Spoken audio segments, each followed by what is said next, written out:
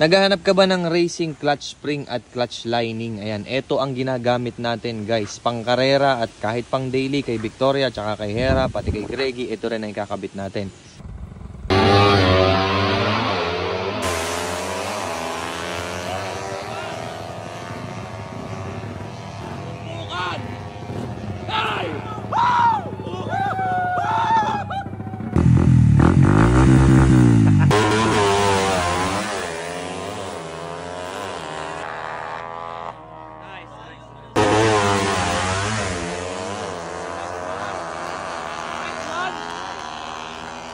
Dumulo.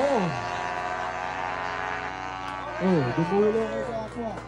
Ito yung some journey natin sa larangan ng karera. Minsan talo, pero minsan panalo din naman. Ito ay Phyto na clutch spring at saka clutch lining. Ito guys, pag gagamitin nyo lang ay lining at tawag dyan, clutch spring, pwede naman. Pero pag hahanap kayo, kung Raider FI ang inyo, Raider FI ang kunin nyo. Pag Raider Carb naman, Raider Carb naman ang kunin nyo. Pero pwede mong gamitin yung spring at yung lining. Ang hindi mo lang magagamit ay itong gasket. Ayan, may kasama kasi siyang gasket guys pag binili nyo. Gasket yan, kaya pang FI yan. Pero kung ito lang gagamitin nyo alone, pwede mo siyang gamitin pang Raider Carb. Ayan, yung lining na yan at saka yung spring. Pwede mo yung gamitin pang FI or pang Carb. Parehas lang yan. Ang magkakaiba lang ay itong gasket. Ayan, kaya kung hindi nyo kailangan ng gasket, pwede naman yung pang Raider FI or Carb vice versa, pwede yan. Pero kung kailangan nyo ng gasket, pili lang kayo guys. Pang Raider FI kung pang Raider FI, pang Raider Carb kung pang Raider Carb. Pero itong spring, Raider Carb man o Raider FI, pasok na pasok yan guys. The downside nito mga kapwa ay matigas siyang pisain sa clutch, matigas pisain. Pero yung performance niya ay superb.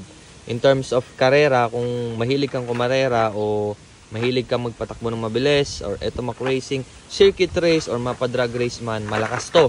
As in, kailangan nyo yan kasi malaki yan natutulong nito sa pagbibigay ng power o transmission of power galing sa makina papunta ng gulong.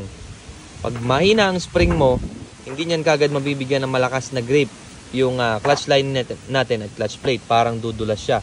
So may masasayang ka na doon na bilis. Pero kung gusto mo maximum performance para sa motor mo, palit ka ng clutch lining at clutch spring para malakas sumibat. Nakatrangka sa kaliwa. KOU na GP ang baon. Eto na. Good start. Ang ganda ng starting ni Kapwa. Lumalayo kada kambyada. Di naabutan na jump speed. 1 puntos ulit.